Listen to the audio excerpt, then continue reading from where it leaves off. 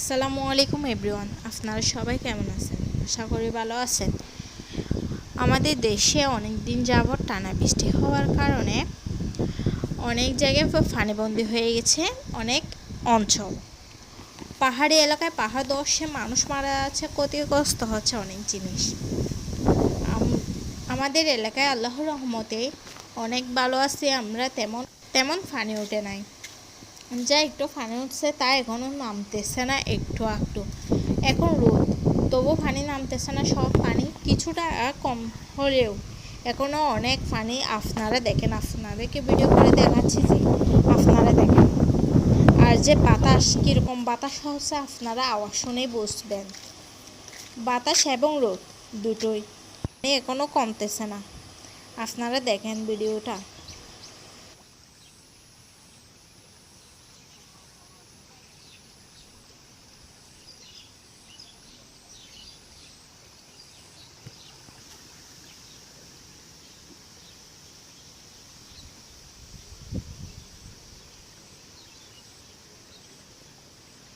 আপনারা দেখে শুনুন কি পরিমাণ যে বাতাস হচ্ছে এবং বাতাসের আওয়াজ হচ্ছে কীভাবে, আর পানির আওয়াজ কীভাবে হচ্ছে, দুটো একসাথে মিশে গেছে।